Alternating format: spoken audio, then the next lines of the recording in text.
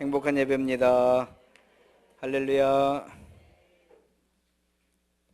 하나님은 사랑이시다. 이렇게 한 줄로 표현하면 그냥 하나님 사랑이시다.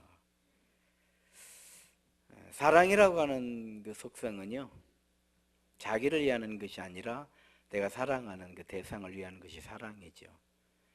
사랑을 한다는 것은 성숙한 일이고 행복한 일이고 감사한 일이고 기쁜 일이고,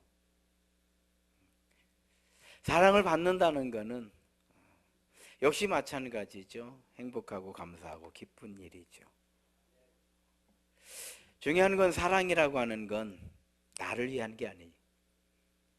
대상을 위한 거라는 거. 그래서 내가 사랑하는 그 대상을 사랑할 때에 내가 행복해지는 천국 같은, 천국의 속성과 사랑의 속성은 같은 거죠. 같은 거죠. 사랑이라고 하는 거는 자기를 위한 걸 사랑으로 인정을 하지 않아요. 자기를 위하면 그건 사랑이 아니에요. 그건 이기적인 거죠. 그냥 이기적인 그 사람의 삶의 형태일 뿐이에요. 저희 동네에, 저희 시골 동네에 자기를 정말 사랑하는 사람이 있었어요. 우리 동네 아저씨인데 얼마나 자기를 사랑하냐면 이 사람은 자기만 위해요. 자기 외에 어떤 것도 위하지 않아요.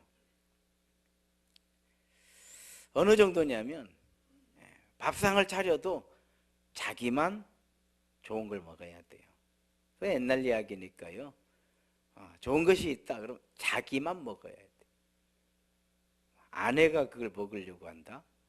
자식이 그걸 먹으려고 한다. 옛날에는 막 취업했거든요. 정말 취업했어요. 자기를 극진히 사랑하는 거예요. 그래서 동네에서는요, 그 사람을 전부 다 이렇게 했어요.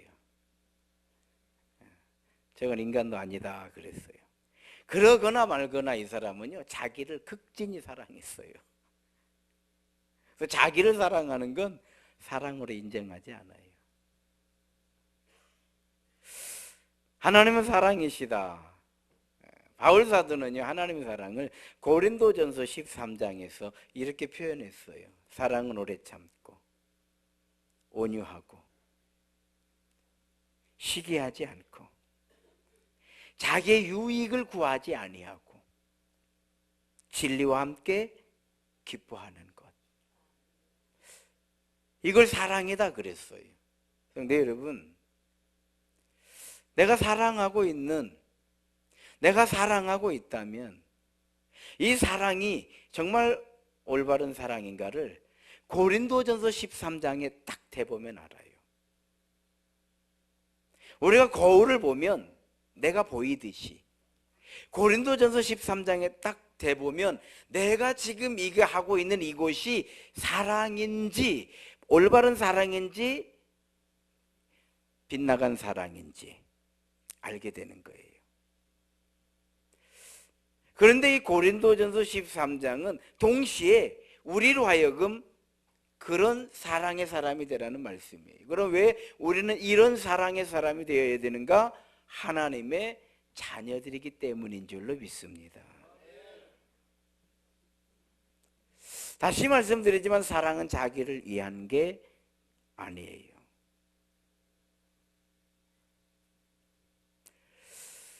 우리 하나님께서는 사랑이시다 그러잖아요. 하나님 사랑이시다.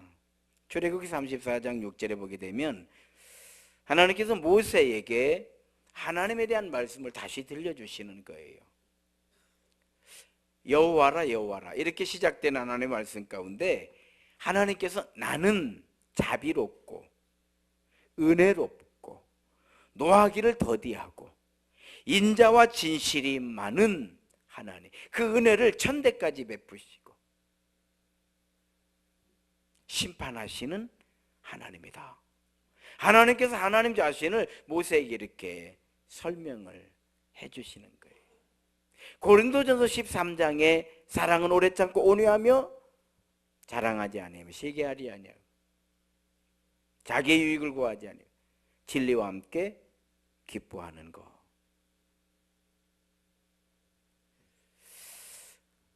끝까지 남는 것, 사랑이다. 그래서 하나님의 말씀은요, 우리 인생의 등대와 같은 거예요. 하나님의 말씀은 우리가 그 말씀을 읽고 이 말씀을 이렇게 듣고 깨달으면 깨달을수록 전혀 불편하지 않아요. 어떤 것도 부담스럽지 않은 것이 하나님의 말씀이에요. 많은 사람들은 이게 불편하다, 힘이 든다, 이거 어떻게 하지? 이렇게 생각하지만은 사실은요, 하나 불편하죠. 저는 목사잖아요. 신학을 한 사람이고요. 목회를 하죠. 끊임없이 설교를 하죠. 성경을 보게 되잖아요. 성경 말씀은 그 어디에도 하나 불편한 게 없어요. 여러분, 서로 사랑해라. 부담스러운가요? 서로 미워해라. 이거 힘드는 거예요. 원수 삼어라. 이게 우리에게 편할까요? 원수를 용서해라. 이게 편할까요? 저는요, 용서가 훨씬 우리에게는 쉬운 단어라고 하는 걸 깨닫게 되는 거예요. 원수 삼는 게 훨씬 어려워요. 여러분, 원수를 용서하면 내가 좋아져요. 그런데 원수를 삼으면 내가 힘들어져. 하나님의 말씀은요, 그 어느 곳에서도 우리에게 부담스러운 게 하나도 없어요. 사람 죽이고 와라. 여러분 어때요? 어떻게 할 거예요? 근데 하나님의 말씀은 죽어가는 자를 살려라. 여러분, 우리가 죽어가는 자를 살리게 되면요, 정말 보람됐잖아요. 감사하고요. 기쁘고요. 내 삶에 의미가 있고 내가 살아야 되는 가치가 있고. 할렐루야. 하나님의 다른 신을 섬기지 말라. 너무 감사하지 않아요? 세상의 모든 신을 섬겨라. 어떻게 할 거예요? 전 너무 감사해요. 하나님 한 분 섬기기도 우리는 그것도 어려워서 그러는데 다 섬겨라. 이거 어떻게 할 거예요? 안식일을 기억하게 거룩하게 지켜. 6일 동안 일하고 하루 쉬라는 말씀인데, 쉬라는데 불편해요? 아닙니다. 전 쉴 수 없어요. 쉬는 것처럼 힘든 건 없어요. 그래요? 그러면 쉼이 뭐냐? 그렇죠. 우리 시대가 좋아지면 좋아질수록 휴가라고 하는 단어가 있잖아요. 그 옛날에 뭐 휴가 이런 거 없었어요. 당장 먹고 살 것도 없는데 무슨 휴가는. 그런데 어째 우리 삶의 질이 높아질수록 휴가. 하나님은 우리를 그렇게 만들어 놓으셨기 때문에요, 우리가 쉰다는 건 쉬는 것이 아니고 전진하기 위한, 살아가기 위한 우리의 삶의 질, 우리의 어떤 역량을 높이기 위한 하나의 수단인 거예요. 그런데 여러분 보십시오. 주일에 하루 종일 널브러져 있다고 한번 생각해 보십시오. 아유, 나 너무 피곤해가지고 하루 종일 널브러져 있어요. 쉼이 되던가요? 과연 이게 진정한 쉼이 되던가요? 그건 게으름의 병인 거예요. 그건 결코 쉼이 되지 않아요. 하루 종일 널브러져 있다가 월요일 날 출근하려고 하니까 월요병이 생긴 것이요. 병이 들잖아요. 영혼의 양식을 먹고 마음의 양식을 담고 육신의 부지런함과 성도의 아름다운 교제, 이게 우리의 쉼인 거예요.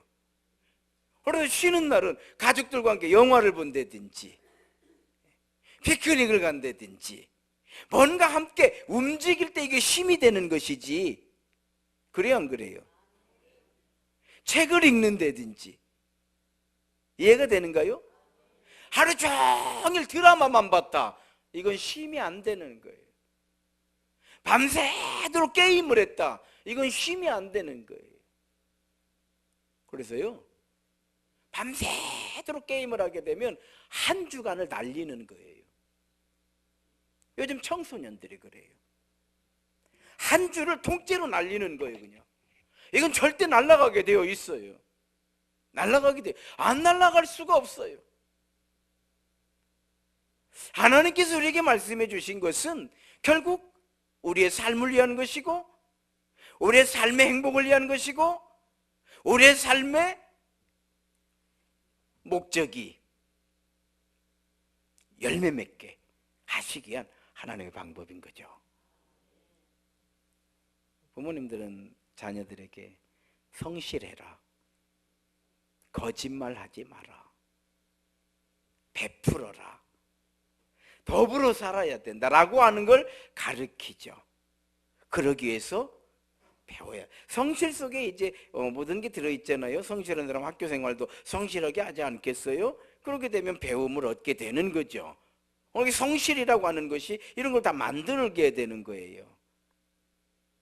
그래서 이 자녀들이 성실하게, 정직하게 남을 도우려고 하는 그런 선한 마음, 착한 마음, 이타적인 마음, 그런가 하면 또 성실하는 것들, 학교생활 열심히 그러다 보니까 성적도 좋아져요. 그런데 이 모든 것이 누구를 위한 것이냐 이 말이에요. 부모님을 위한 것인가요? 그렇지 않거든요. 그럼 부모는 왜 자녀들에게 이런 이야기를 할까요? 자식 인생 살아줄 수 없으니까. 부모가 자식 인생을 살아줄 수가 없어요. 세상 살기 위해서는 그렇게 준비해야 돼요. 갖추어야 돼요. 그래서 그런 걸 잘 준비하고 성실하게 정직하게 베풀면서 이렇게 사는 자녀의 모습을 보면 부모는 딱 염려를 내려놓는 거예요. 됐다. 그만하면 됐다. 어디 내놔도 다 살게 되어 있어. 잘 살게 되어 있어. 사랑받게 되어 있어. 칭찬받게 되어 있어요. 할렐루야. 그래서 이제 잘 됐다 이 말이에요. 그랬더니 그 잘된 모습을 보고 부모님은 자랑하고 기뻐하고 감사하고, 내가 이렇게 됐으니까 네 인생은 내 것이다 이렇게 하지 않잖아요. 마찬가지예요. 하나님의 말씀은 부모의 마음이에요. 그냥 부모의 마음이기 때문에 부담되는 건 하나도 없어요. 하나도 없어요. 오늘 등대에 관한 우리 동영상을 봤습니다. 등대는 자기를 위해 서 있는 게 아니죠. 그렇잖아요. 자기를 위해서 거친 파도를 맞고 거센 바람에 노출되고 그런 게 아니에요. 바다를 항해하는 그 배들의 안전, 그 안전을 위해서 등대는 서 있는 거예요. 하나님의 말씀은 우리 인생의 등대와 같은 거예요. 등대는 적어도 두 가지 역할을 해요. 하나는 위치를 알려줘요. 하나님의 말씀은 내가 서 있는 위치가 어딘가를, 우리의 삶의 위치를 알려주시는 거예요. 두 번째로는 안전을 가르쳐주는, 안전의 방향을 가르쳐 주시는 거예요. 자, 등대가 세워져 있는데 무시하고 그 옆으로 지나가면 그 배는 반드시 침몰하게 되어 있어요. 이해가 되는가요? 등대가 세워져 있는데 무시하고 지나가는 거예요. 반드시 등대가 서 있다는 것은 안전하는 거예요. 보이지 않지만 수면 바로 아래 엄청난 바위가 있는 거예요. 지나가는 순간 끝나버리는 거예요. 등대는요, 칠흑같이 어두운 밤에 우리가 이렇게 바다 항해를 하다 보면 내가 지금 어디에 있는지를 모를 때가 있어요. 우리 세상 지도가 있잖아요. 지도가 있는 것처럼 전 세계 바다에 해도라고 그랬죠. 해도가 있어요. 우리가 항해를 할 때에는 그 근처에 해도를 꺼내놓고 항해를 하는 거예요. 그러면 그 항해를 하는 데 있어서 중요한 기준점이 뭐냐면 등대예요. 등대. 지륵같이 어두워요. 지금 우리가 어디에 있지? 그래 해도를 보는 거예요. 등대가 있어요. 이 등대를, 그러면 이게 어느 등대인지를 어떻게 아냐 이 말이에요. 그런데요, 거기에 써져 있어요. 쓰여 있습니다. 해도에. 등대 1분에 30번. 하나 등대를 딱 발견하잖아요. 그러면 탁 시간을 재는 거예요. 1분에 몇 번 깜빡이는가? 30번. 아, 말도 등대구나. 우리가 지금 말도를 지나가고 있구나. 그리고 위치를 알려주는 거예요. 내가 있는 위치 28번. 아, 이거 방축도를 우리가 지나가고 있구나. 다 숫자가 있어요. 딱 정확하게 1분에 몇 번 딱 돼 있어요. 등대가 불이 꺼져버리면 큰일 나는 거예요. 큰일 나는 거예요.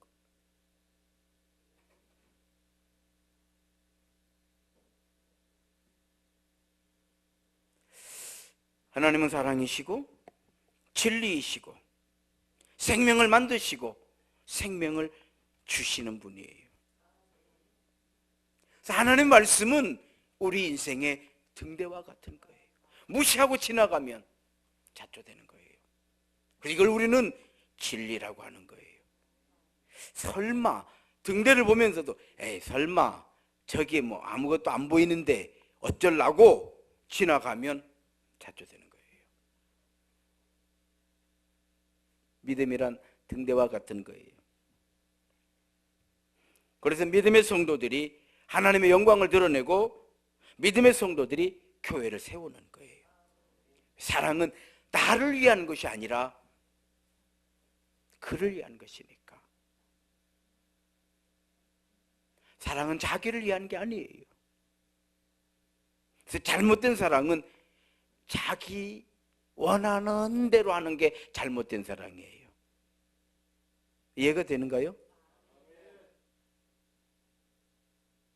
왜 믿음의 성도들은 하나님의 영광을 드러내고 교회를 세우는가? 자기를 위하지 않기 때문에 그래요. 오늘 바울 사도처럼 내가 그리스도와 함께 십자가에 못 박혔나니 그런즉 이제는 내가 사는 거 아니라는 거. 오직 내 안에 그리스도께서 사신 것이라. 이제 내가 육체 가운데 사는 것은 나를 사랑하사 나를 위하여 자기 자신을 버리신 하나님의 아들을 믿는 믿음 안에서 사는 것이다. 하나님 왜 우리를 위해서 예수님을 보내주셨는가? 이걸 요한복음 3장 16절에 정확하게 기록이 되어 있어요. 하나님께서 세상을 이처럼 사랑하사 독생자를 주셨으니 이는 저로 말미암아 저를 믿는 자마다 멸망치 않고 영생을 얻게 하려 하심이라.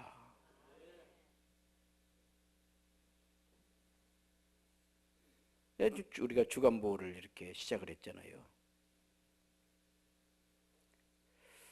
저는 목사로서 우리 성도들이 믿지 않는 그 영혼들을 위해서 정말 애쓰는 걸 봐요. 그런데 끝까지 믿지 않고 돌아가실 때가 되면요 더 급해져요. 세례를 베풀라고 하고 예수님 영접하게 하고. 왜? 천국 가야 되잖아요. 믿음이라는 거예요. 어차피 한 번 가는 것은 정해진 이치니까 어디로 갈 것인가는 여기서 정하는 거예요. 여기서 정하는 거예요. 엄마의 뱃속에서 이미 한 인생의 삶의 그릇은 정해져서 나오는 거예요. 그렇지 않아요? 이미 어머니 뱃속에서요 다 만들어져서 나오는 거예요. 거기서 결정되는 거예요. 거기서 결정되는 거예요. 우리가 얼마나 키가 클 것인가 엄마 뱃속에서 결정돼서 나오는 거예요. 얼마나 머리가 좋을 것인가 엄마 뱃속에서 결정돼서 나오는 것이요. 얼마나 노래를 잘할 것인가 거기서 결정돼서 나오는 것이요. 얼마나 인품을 갖춘 삶을 살 것인가 어떤 면에서는 거기서 큰 틀에서 다 만들어져 나오는 거예요. 그래서 우리 조상들은요 씨도 금 보던다 그랬어요. 왕대밭에서 왕대 나고 신호대밭에서 신호대 난다 그랬어요. 다 결정. 여기서 결정하는 거예요. 우리 교회가 세상에 등대가 되어서 참 많은 영혼을 살렸어요. 현재 21년째 우리 세임교회에서 목회를 하고 있는데 한 번씩 이렇게 이제는 세월이 길다 보니까요 되돌아봐요. 그래 되돌아보면 그래 참 많은 영혼들을 살렸다. 수많은 영혼들을 회복시켰어요. 정말 세임교회예요. 내가 한 것이 아니고 우리가 한 것이 아니라 우리가 믿음으로 가려고 했을 때에 일을 이루시는 분은 여호와 하나님이시더라고요. 참 많은 사람들이 회복이 됐어요. 수많은 영혼들이 이곳에서 새 힘을 얻었어요. 그들이 지금 어디 있는가는 중요하지 않아요. 영혼을 살렸다는 거, 회복시켰다는 거, 새 힘을 얻었다는 거. 다시 말씀드려서 교회는 교회의 사명을 감당하려고 예를 쓸 때에 하나님께서는 이 사명을 감당할 수 있는 힘과 능력과 은혜를 우리에게 입혀 주셨던 거죠. 그래서 하나님의 은혜인 줄로 믿습니다. 왜 우리는 이런 일을 했을까요? 믿음은 결국 등대와 같기 때문에 지름같이 어두운 망망대해에서 안전하게 배를 인도하는 이정표이기 때문에 교회가 없으면 어떻게 될까요? 참 하나님의 은혜예요. 은혜로 여기까지 온 거예요. 바울 사도가 고백하잖아요. 나이 나던 것은 내가 아니요 하나님의 은혜로다. 등대는 항해하는 배들을 위해서 세찬 바람과 거친 파도를 온몸으로 맞고 견디는 거예요. 교회는 저절로 되지 않아요. 믿음의 수많은 성도들이 이전에서 기도했고요, 헌신했고 수고했어요. 우리가 교만하지만 않다면 하나님은 우리를 쓰시는 거예요. 우리가 강팍하지만 않다면 우리가 어느 곳에 있든지 어디를 섬기든지 하나님 영광 받으시는 줄을 믿습니다. 그렇잖아요. 여러분 세임교회, 저도 시골교회 서울에서 필리핀에서 이제 세임교회를 섬기고 네 번째 섬기고 있는 거죠. 세임교회에서 오래 있는 거죠. 오래 있는 거예요. 어느 곳에 있든지 어느 곳에 있든지 우리는 여전히 복음의 사람으로 이 복음의 사명을 감당하고 있는 줄로 믿습니다. 한 가지 전제 조건이 있어요. 교만하지 않아야 돼요. 강팍하지 않아야 돼요. 우리 성경을 이렇게 우리가 읽어보면요, 하나님께서 싫어하시는 것, 교만한 것, 강팍한 거예요. 우리 말로 강팍이라고 하는 것이 뭐냐면 초독스럽다 이 말이에요. 하나님 아주 싫어하죠. 그런데 이거는 하나님만 싫어하시는 것이 아니라 우리도 여러분 만약 내가 초독스러운 사람이다, 어디 좋은가요?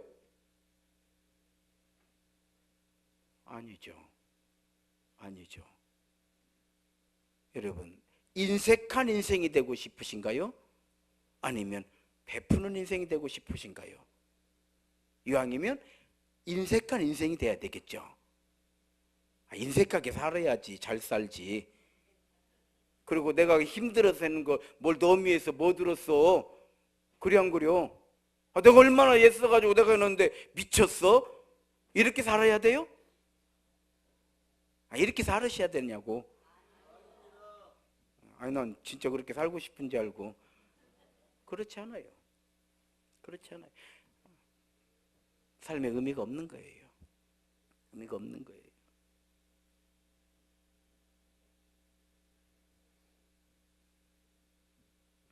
그렇습니다. 믿음의 수많은 성도들이 이전에서 기도했고요, 이곳에서 헌신했어요. 수고했죠. 그래서 그들의 헌신, 기도, 수고가 오늘 나를 있게 하는 거예요. 지금 우리의 믿음은요, 우리 조상들의 기도예요. 우리 조상들, 우리 부모님 세대의 헌신과 수고가 오늘 우리를 만드는 거예요. 오늘 우리가 헌신하고 수고하면 이거는 우리 다음 세대가 누리게 될 거예요. 부모가 심어놓은 사과나무에 자식이 그 열매를 따먹는 것과 같은 이치인 거죠.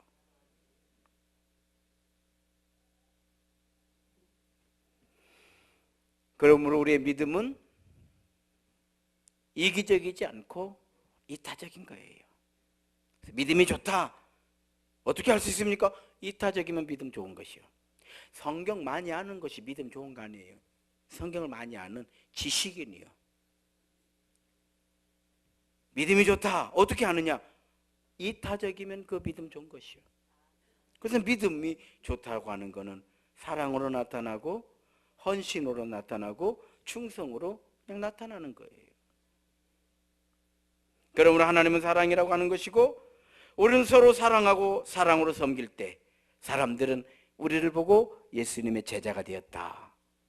예수님 말씀하신 거예요. 제자들에게 너희가 서로 사랑하면 사람들이 너희를 가르쳐서 나의 제자가 되었다고 할 것이다. 할렐루야. 제자는 이름표, 직분으로 되는 게 아니에요. 제자는 우리 헌신과 수고로 자기 십자가를 짊어지고 가는 성도의 삶으로 결정되는 거예요. 성도 여러분, 우리에게 왜 믿음이 필요하고 우리에게 왜 믿음의 사명을 주셨을까요? 내 영혼을 구원하고 내 영혼이 소중한 것처럼 이웃의 영혼, 가족의 영혼이 소중하기에 우리에게 이 사명을 주신 거예요. 마치 등대처럼. 바다를 항해하는 배의 안전과 생명이 소중하기 때문에 등대는 서 있는 거예요. 등대가 없다면 수많은 배가 침몰하였을 거예요. 우리가 증인이 되지 않는다면 수많은 영혼들은 그렇게 죽게 될 거예요. 오늘 말씀의 결론이에요. 히브리서 12장 2절 말씀에 믿음의 주요 또한 온전케 하시는 이인 예수님을 바라보자. 그는 그 앞에 있는 기쁨을 위하여 십자가를 참으사 부끄러움을 개의치 아니하시더니 하나님 보좌 우편에 앉으셨느니라. 성도 여러분, 등대가 하는 일 때문에 등대는 그 어떤 것보다 소중한 것처럼 이 등대가 있기에 배를 안전하게 항해하고 침몰하는 걸 막는 것처럼 우리가 이 사명을 잘 감당할 때 하나님 나라에서, 하나님 앞에서 우리는 소중한 존재가 되는 줄로 믿습니다. 우리 새인교 성도 여러분, 2019년 이기적인 믿음의 옷은 벗으시기 바랍니다. 이 옷을 벗어야, 지금 입고 있는 옷을 벗어야 새 옷을 입는 거예요. 이기적인 옷을 벗어야 사명을 가진 이타적인 믿음의 성도로, 또 이 믿음의 성도들이 결국 믿음의 교회로 거듭나게 만드는 역할을 하게 될 줄로 믿습니다. 한번 따라 합시다. 믿음의 향기로 거룩한 성도가 되자. 다시 말씀드립니다. 교회의 향기는 목사에게 나오지 않아요. 목사가 나는 이런 사람이에요, 나는 이렇게 하고 있어요, 나는 이럽니다, 이런 이야기를 하면 여러분들은 다 시험 들 거예요. 맨날 목사님은 자기 자랑만 하고, 맨날 목사님은 자기는 뭐 의로운 척하고 맨날 목사님은 아무것도 없는 것 같이. 여러분, 향기가 나지 않아요. 제가 이렇게 목회라면서 생각을 해봤어요. 그랬더니 이거 향기가 아니더라. 이거는 악취더라고 오히려. 그러면 이 교회의 향기는 어떻게 되는가? 성도의 아름다운 교제 가운데, 헌신 가운데, 기도 가운데, 섬김 가운데 향기가 나는 줄로 믿습니다. 그러기 위해서는 이기적인 옷을 벗고 사명을 가진 이타적인 믿음의 사랑의 옷을 입어야 될 줄로 믿습니다. 그럴 때 하나님 영광 받으실 것이고요. 하나님 우리 교회와 성도들에게 2019년도 여호와 이레 하나님의 은혜를 준비해 놓으신 그 은혜를 우리는 받게 될 거예요. 그래서 먼저 우리가 사명을 가진 믿음의 향기로 거룩한 교회를 만들 때, 성도가 될 때 2019년도 여호와 이레 하나님께서 준비해 놓으신 하나님의 은혜를 우리 모두가 받아 누리게 되는 믿음의 복된 삶이 될 줄로 믿습니다. 한번 따라 합시다. 우리는 복 받기로 예정된 자들이다. 다시 한번 따라 합시다. 나는 복 받기로 작정된 자이다. 이게 성도인 거예요. 하나님은 아브라함에게 복을 주시기로 작정을 하셨어요.